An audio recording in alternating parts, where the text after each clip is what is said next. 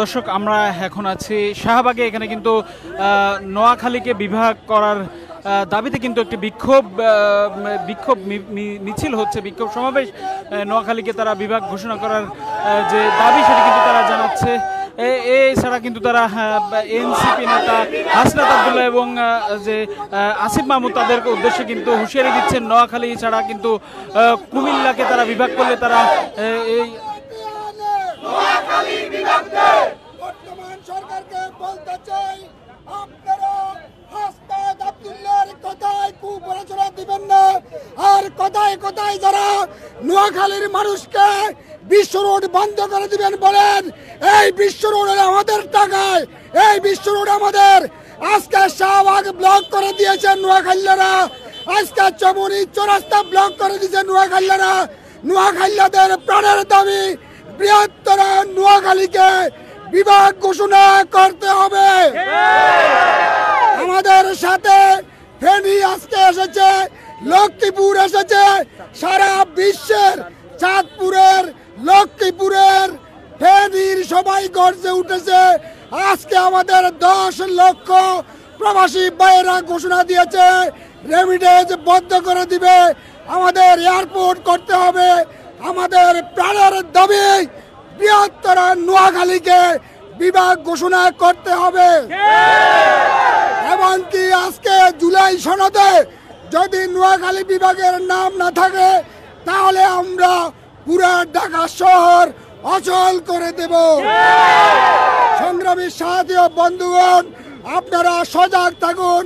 যখন আমাদের বিভাগীয় আন্দোলন নোয়াখালী সমিতি ডাক দিবে আমরা চলে আসব আন্দোলন করার জন্য। ধন্যবাদ। নোয়াখালীর মানুষের আন্দোলন শিখানোর কোনো কিছু নাই। বাংলার ইতিহাসে পরতে পরতে নোয়াখালী আন্দোলন কিভাবে করেছে ইতিহাস ঘেটে দেখুন। আমাদেরকে বুদ্ধাঙ্গুল দেখায় কোনো লাভ হবে না।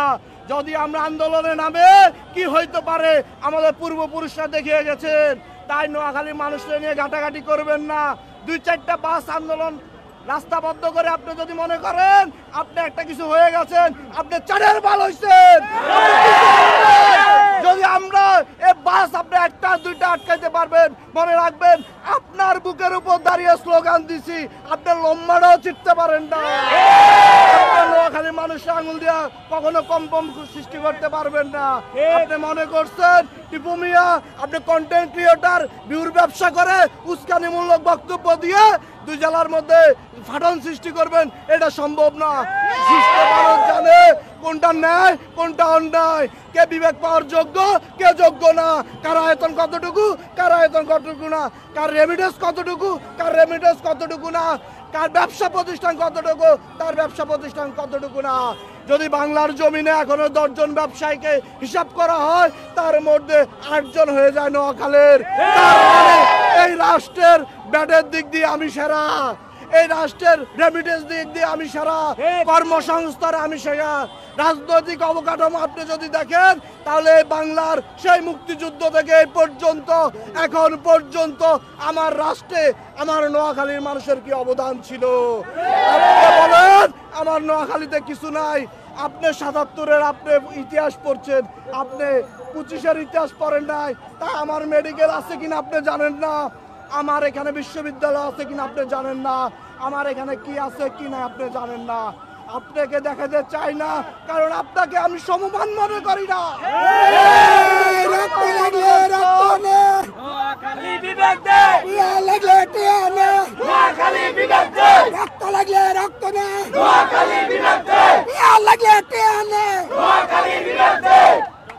রাষ্ট্রের কাছে আমার একটা আবেদন, রাষ্ট্র শুধু বলুন যদি আজকে হয়ে যায় বিভাগ ঘোষণা দেন, অবকাঠামো আপনার করা লাগবে না।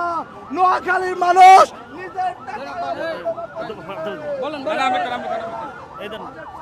বিসমিল্লাহির রহমানির রহিম।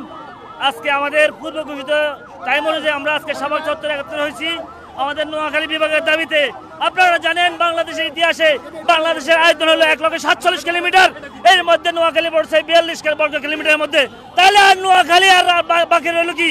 বাংলাদেশের সিংহভাগের প্রায় 1/3 আমাদের নোয়াখালী জুড়ে। নোয়াখালীর মানুষের মধ্যে কি নেই আপনারা দেখেন। বাংলাদেশের যদি আপনারা হিসাব করেন 10 জন ব্যবসায়ীর মধ্যে নোয়াখালী ব্যবসায়ী হলো সবচেয়ে বেশি। আপনি বলেন Abul Khayer group, Hashem group, Fartex group, SM পরিবার, আপনারা যা বলবেন নোয়াখালী মানুষ আমরা কি পাবো না? আপনারা বলেন এটা আমাদের প্রাণের দাবি, নোয়াখালী বিভাগ চাই, এটা আমাদের প্রাণের দাবি। আমি আমাদের উপদেষ্টাদের বলতে চাই, আপনারা ইতিহাস পড়ে দেখেন নোয়াখালীর মানুষের মধ্যে কি নাই। আপনারা আসেন, নোয়াখালীর মানুষের মধ্যে মেহমানতের কোনো অভাব নাই। আমাদের নোয়াখালীতে নেই এমন কোনো জিনিস নাই, নেই ভালোবাসার কোনো অভাব নেই।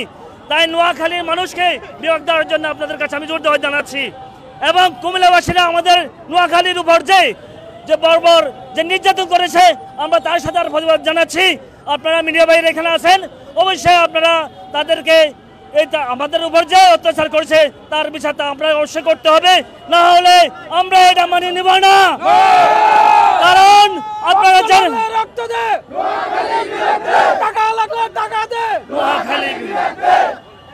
আপনারা জানেন